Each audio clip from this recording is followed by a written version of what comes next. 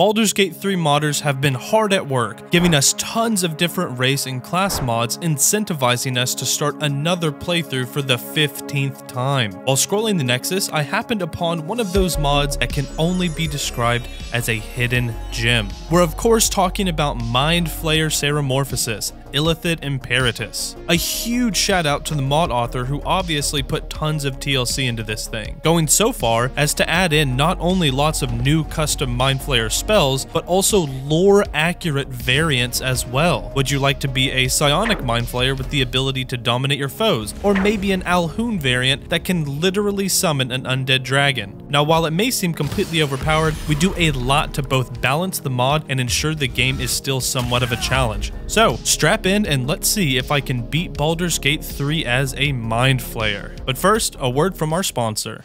Winter is the perfect time to cozy up at home with the mobile game that you can really get stuck into. What if I told you there was this amazing game that has over 800 completely unique champions to choose from, tons of awesome boss fights, and it's completely free? Yeah, that game exists. We are talking, of course, of Raid Shadow Legends, the sponsor of today's video. Winter's well and truly here, and Raid has no shortage of icy cold champions to make for the perfect snowbound squad, like Sir Nicholas, whose first skill has a 50% chance to place a freeze debuff which cannot be resisted by enemies, or Whirling Frost King, who attacks all enemies with the second skill and places an important debuff such as decreased crit damage and decreased accuracy. Raid Shadow Legends is here with a massive present for you to unwrap. The Cursed City is one of Raid's biggest features since the Doom Tower, with 100 stages to complete, including stages where you'll need to take down 2 of Raid bosses at the same time. If you haven't started playing yet, then what are you waiting for? Click our link in the description or scan our QR code to get insane bonuses. You'll get 2 epic champions with our link. First is Lightsworn, a very strong epic champion from the Sacred Order. This kit will keep your team alive with an increased defense buff and a revive on death skill. And the second is Epic Juliana. After reaching level 15, an epic champion and a boss killer from the Sacred Order. And once you're in and crushing your enemies, come find me under the name Biscuit Paul and join our clan, the Biscuit Heads, and we'll be legends together. Don't forget to use our Raid Shadow Legends link in the description or scan the QR code to get insane bonuses for new players with an epic champion. And thank you Raid Shadow Legends for sponsoring this video. We start our adventure by creating our character. In addition to the Mind Flayer mod, I also downloaded Kai Lime Eyes, Illithid Soul. This gives me access to an array of daunting eye colors, perfect for a run such as this. After making my character look like a cultist, we find ourselves on the Nautiloid. In an attempt to balance the mod, we've added some restrictions. We're not only playing in tactician mode, but we're also playing solo until Act 2. Once Act 2 starts, we'll add 1 additional Mind Flayer to our team and do the same for Act 3. Second, we're forcing our character to go through a proper ascension before they reach peak ceremorphosis. I've picked 4 Mind Flayer variants from the mod, and as we complete each act and continue to level up, we'll switch to more powerful variants. For our third and final restriction, we're only giving ourselves a new piece of the mod's unique armor set every 2 levels. There are 5 pieces of armor and 1 weapon, so by level 12, we'll have the full set equipped with all its glorious benefits. I also wanted my character's lore to match my in-game goals, so let's try to piece together a relevant background. As Bal's Chosen, I was betrayed by my fellow Ball spawn and found myself aboard this very Nautiloid. I was too late in finding the Githyanki artifact, and ceremorphosis turns me into a psionic Mind Flayer, capable of using illusion and enchantment spells to manipulate the battlefield. Due to my time well spent in Bal's spotlight, my father decides to grant me his blessing, the ability to detach myself from the Illithid hive mind and be the master of my own fate. My father grants me this boon on one condition: I must bathe this world in blood in his name. After encountering Lae'zel, we put her down for good before she has the chance to do the same to us. I immediately noticed that the powers seem to work very similar to Orpheus's Mind Flayer. In addition to a handful of illusion and enchantment spells that don't use spell slots, I have full access to all Illithid powers. The mod even adds a handful of new Illithid powers. We've got the Force Push. That one's not too broken. Force Cone. We've got Wall of Repulsion. Ah, yeah, it's just like a force wall. That's cool. and then greater black hole, which, Jesus fucking Christ, I love it. And if that doesn't seem strong enough, we're also given permanent mind sanctuary, allowing us to use actions and bonus actions interchangeably. Nice. Okay, Commander Zalik is dead. No! Okay, now he's gonna try to kill me. This is bad. There we go. Let's get the fuck out of here, brother. I wanted to help my Mind Flayer brethren, but he tried to kill me. Once on the beach, I immediately grab Astarion for later. He'll be the second Mind Flayer on our team when we reach Act 2. This is super flavorful considering he's like the only one not opposed to using the Tadpole's powers. This interaction brings me to level 2. I chose Sorcerer for my class during character creation, but we hardly ever use our spells. I just wanted access to meta magic. We also grab our first piece of the mod's unique armor set, the Tessadile Robe. This gives us a handful of support spells that refresh on long rest, as well as Summon Weapon. It essentially just fabricates a weapon of your choosing with an additional 1d4 of damage on it. Now remember, for Act 1 we're playing as a Psionic Mind Flayer, the weakest of our 4 variants. Using spells like Dominate Person, Command, and Telekinesis, our mind is our strongest weapon. While this all seems way too easy, I'm doing all of this solo and with barely any armor class. Whereas enemies used to spread their attacks out among party members, now they just have one target and they hardly ever miss. I join the tieflings in front of the grove and pretend to be their friend just long enough to get through the front door. Once inside, we allow our bloodlust to run rampant, taking out groups of tieflings and druids alike. The tieflings are a lot stronger when you're by yourself, and I almost died a few times. Thankfully, Extract Brain heals us and does quite a bit of damage. After dominating Zevlor, I realized Nebulous Black Hole is just too powerful. We'll have to use it sparingly if we don't want to just run straight over everything. In my next fight, Zevlor somehow becomes undominated, and between his smite attacks and the other few tieflings, I actually died. Thankfully, they used Pommel Strike, which only knocks me out and puts me in this cage as if I was arrested. As soon as I'm out, we're right back to sowing chaos. All this experience brings me to level 3, but for some reason, when I leave my Mind Flayer form, I seem to be taking lethal damage. My workaround during this playthrough was to go to camp and have Astarion join my party. That way, when I die, he can just revive me. Not a tentacle to be seen. We head back to finish off the rest of the grove. After attacking the druids, this triggers an all-out war. The time has come. Remove the outsiders. What?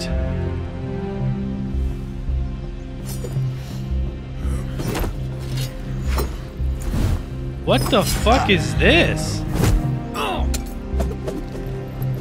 It's like pure chaos. Now everyone's killing each other. Dude, I've never seen this before. I guess if you attack the tieflings... Whoa!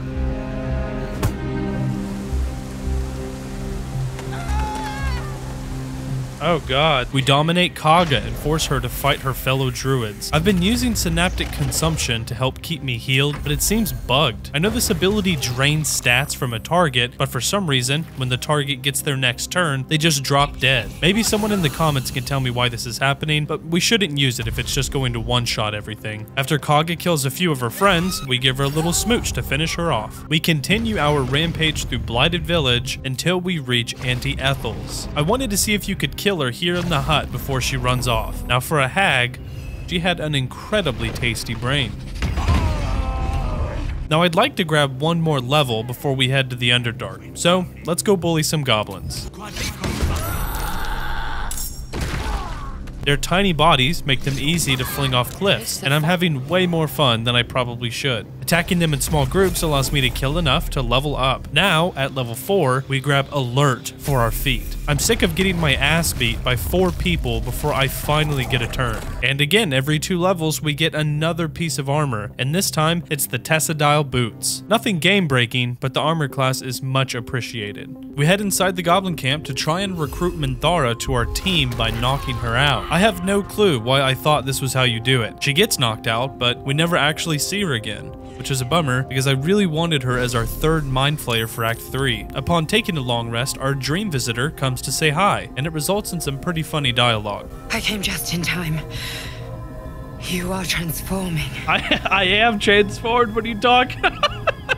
After floating down to the Underdark, we bump into the Myconids. We wipe them out on sheer principle. Only one hive mind is allowed to exist, and it's mine. Shortly after boating to the Grimforge, I decided I'm gonna save Nir's life. We hunt down the girl with the rune powder and steal it right from under her nose. We dominate the poor gnome, and then throw her off a cliff for good measure. After underestimating its blast radius, I use the rune powder barrel to take out some dwarves before the fight starts. Between Nir and myself dominating half the remaining enemies, all we have to do is sit back and let them kill each other. Once my fellow telepath serves his purpose, he goes for a lava bath, while we level up and move on to Act 2.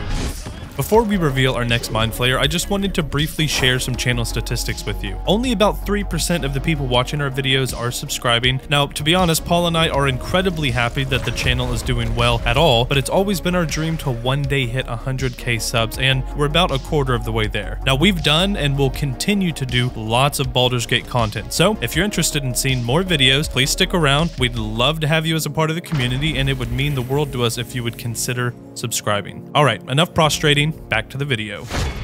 In a land plagued with undead and necromancers, I figured I'd stick with the theme. So, we chose the Alhoon variant for Act 2. This Mind Flayer focuses on using necrotic damage and powerful summons to defeat its foes. There are tons of spells on this variant, so it was a bit of a learning curve figuring out how to use it. We also grab Astarion and add him to the party. He takes the psionic variant I used in Act 1, but I've removed a lot of the more broken abilities. Moving into our first fight, I try out one of our summons, the Poltergeist. Unfortunately, it does only necrotic damage, and most undead are immune to necrotic damage.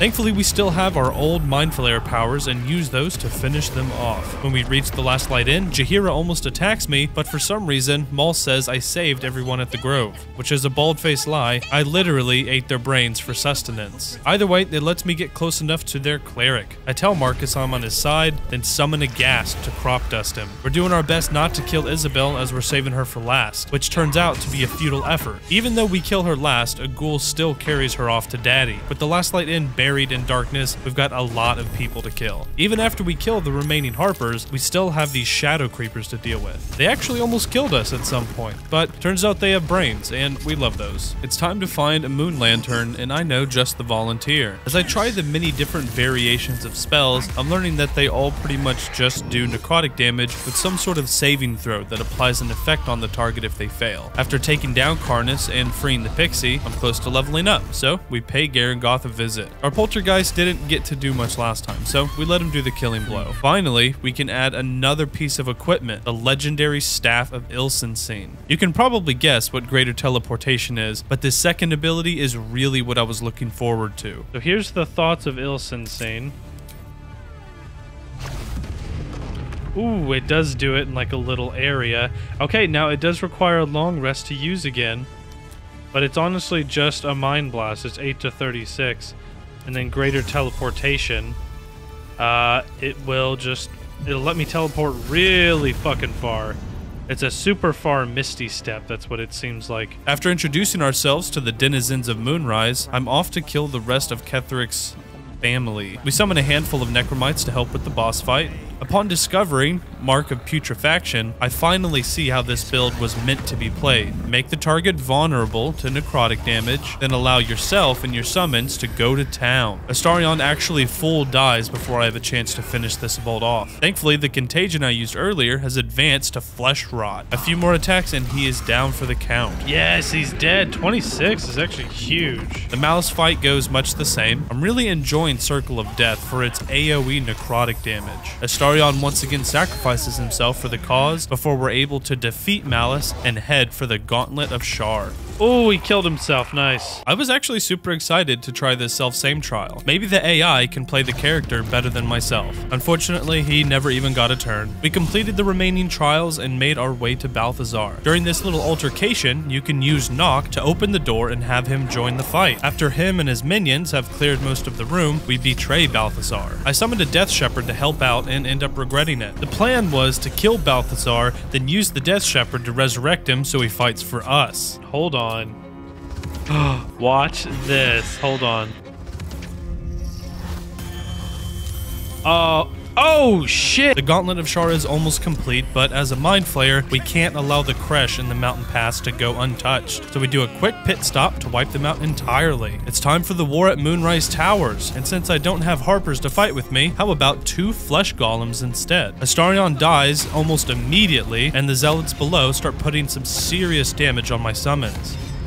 Jesus! Whoa! They're chopping us down, brother. Right when I start to panic, I remember I can just black hole everything. The flesh golems help me take a few more down before their health gets so low they go berserk. While this does grant them multi-attack, it also removes my ability to control them and they turn hostile. All I need to do now is stay in the rafters and they'll kill everyone for me. Once we resurrect Astarion, we start our first encounter with Ketheric. You may have noticed I saved the Night Song, but it's mainly because I want Lorroakan to Cager in Act 3. After beating Ketheric, we long rest and trigger another cutscene I've never seen before. We've been slaughtering everyone in the game so fast, we've barely been long resting. It triggers this bizarre cutscene where Sceleratist applauds us for killing our targets without even needing his instruction to do so. You didn't even need your butler's advice. You have acted with the utmost decorum. Don't worry, Master. I will ensure you have a diverse roster of victims from now on. Hapless menfolk deserve death just as much as the girl is. Well rested and invigorated by my father's praise, I'm ready to wrap up Act 2. Merkel thinks he's cool using his Chosen as a catalyst to summon his apostle, but we're an Alhun Mind Flayer, and the dead we command are much stronger. That's right, this variant can literally summon the undead dragon from Act 3. It's not a fair fight whatsoever, considering the dragon has a ridiculous amount of health, but I just couldn't resist taking this thing for a test run. Listen, everyone's just gonna have to get hit on this one, sorry. Good luck, everybody. Finish him. There you go. All right, time for an undead dragon versus Merkel, God of the Dead. Oh, you missed, dude. Now is not the time to be missing that. Let's see what you got. Damn. Oh, damn. The back and forth. Damn. Look at the back and forth, the sounds, everything. Nice. Watch this. This is where, oh damn, critical. And that is all she wrote. Let's go, dude. That was so fucking cool. The XP from this encounter gets me to level 8, where I obtain a new piece of equipment, the legendary necklace Psychic Reservoir. You can probably guess what this one does. On our way to Act 3, we bump into some Githyanki that kick our ass so bad we actually died. We get them the second time around and leave the shadow-cursed lands for good. We lay in bed that night and fantasize about all the carnage we'll wreck when we get to Baldur's Gate. We're interrupted by some Githyanki just begging to have their brains extracted. An ethereal voice beckons to us through a portal, and we answer its summons. Why, it's another Mind Flayer, and he appears to be free of the grand design as well. We'll let him live for now, as he'll likely be helpful in our pursuit to dominate the brain. After saving our new friend, he offers us an astral tadpole that'll advance our ceremorphosis. Who are we to say no to additional power? After resonating with the tadpole, we morph into our third variant, the Arcanist. This Mind Flayer focuses on slinging incredibly powerful, high-level arcane magic. Of course, none of these spells use spell slots and ignore any other restrictions they previously had. Astarion also ascends to a vampiric Mind Flayer with a much more powerful bite attack, multi-attack, and gaseous form. I have no clue why the mod author added this variant, but holy shit is this flavorful and I'm here for it. Just as we did in the start of Act 2, we add another Mind Flayer to our team for a total of 3. We don't have Minthara like I originally wanted and everyone else is dead, so we just grab a hireling. I wanted to try just killing every single person in sight the second we enter town, but this became incredibly tedious, so we'll leave this task to our Mind Flayer army once we've dominated the Netherbrain. Our first objective is to grab a few more levels to not only complete our gear set, but also obtain our final transformation at level 12. I would like to say that our fourth and final transformation is stronger than our current variant, but this thing is slinging up to 3 level 6 spells in a single turn. It really doesn't get much better than that. Since we're near Sorcerer's Sundries, we may as well backstab Nightsong and get it over with. Oh, she's gonna get her shit. Oh, she made other copies. I've never seen this fight before and had no idea what to expect. Where was all of this when we were fighting the literal god of death earlier? She beats us up and down the tower so hard that even with 3 Mind Flayers, she still manages to kill the Roikin. Our next stop is the House of Hope. Mind Flayers are probably the most normal thing these people have seen today, so I fit right in. For Raphael's boss fight, we immediately open with a greater black hole to group our enemies together. After a few mind blasts and force tunnels, Raphael's the only one left, and this man is incredibly weak to being stunned. While I pelt him with continuous streams of chain lightning, the other 2 take turns snacking on his brain until he's finally dead. We killed a few more beholders for the XP and hit level 10. Our second to last piece of equipment is the Crown of Manzacorian. It pretty much just gives a level 6 sunbeam and makes me extra shiny. Next on our list is Orin the Red. The trial was fairly simple, and since everyone on the team can upcast Magic Missile to level 5, we're able to remove her unstoppable stacks fairly easy. She never actually changes to her Slayer form for some reason, but she does manage to kill Astarion with this crazy ass multi-attack that I've never seen before. Shield 3. Whoa! Well, that was cool, I'll admit. Using Black Hole, we put her down for good and shower in the accolades of our father. This is the scene where I got the B-roll from the beginning of the video. Of all the cutscenes where we appear as a Mind Flayer, this is by far my favorite, with my second favorite being this one. Oh, he knows. Yeah. Ain't no one know a Mind Flayer body like their own. I know where it gets you hot, brother. Oh, it made kissing sounds. Damn. We still need enough XP for 2 more levels, so we're off to the Steelwatch Foundry. We accidentally fried Tubin to a crisp, which prevents us from using Speak with the Dead to obtain the passcode needed to shut down the factory. There is a book at the back of the foundry that contains it, but when the Gondians blew up, it destroyed the bookcase and locked me out of the mission. We load a previous save, and this time we're sure to not kill him with electric damage. The Steelwatch boss takes a ton of lightning damage, and when you can cast Chain Lightning 3 times in one turn, it tends to make the fight a bit trivial. They look like they're running in their dreams. We did Cazador's boss fight after this as well, but there's so much vampire nudity in that fight that you'll just have to trust me. God damn it.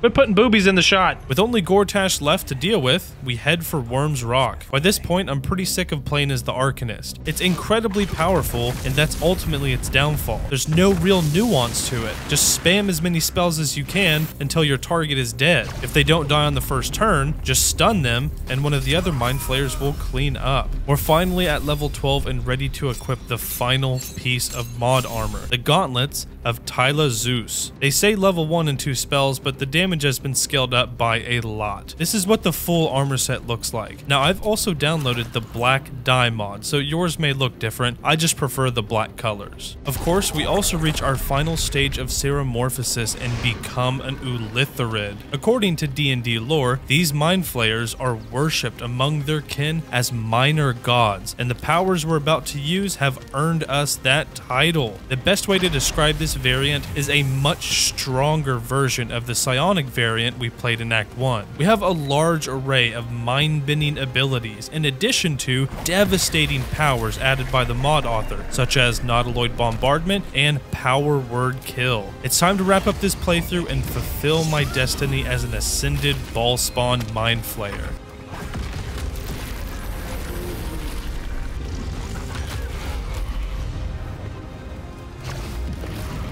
Damn. Is that what that feels like? I need a snack, please. Thank you. Nice. At the top of the Netherbrain, I noticed that I maintained my ability to summon thralls. We test out another dragon, only this time it's red instead of undead. While he handles business on the outside, me and the boys move to dominate the brain. We slam the Netherbrain with an array of different damage types each turn, avoiding its legendary action. With our last attack, we use Power Word Kill to finish it off. The brain cries out to us, begging for its life if we're willing to spare it. While the Emperor is distracted, we take our opportunity to finish him off and fulfill the promise we made to Baal. Sorry, buddy. Oh, okay. Well, the cutscene doesn't work because this is a mod and... That's funny, they're clapping for him. Whoa! Can't show that. The Mind Flayer crotch. Baal's name. Thanks so much for watching until the end of the video, and a quick shout out to our members. They get access to additional uploads, early access to all our videos, and many other perks. So if you're interested in becoming a member, check the description for more details. Also, if you'd like to see more modded playthroughs like this, be sure to comment below. And once again, thank you so much to Raid Shadow Legends for sponsoring this video.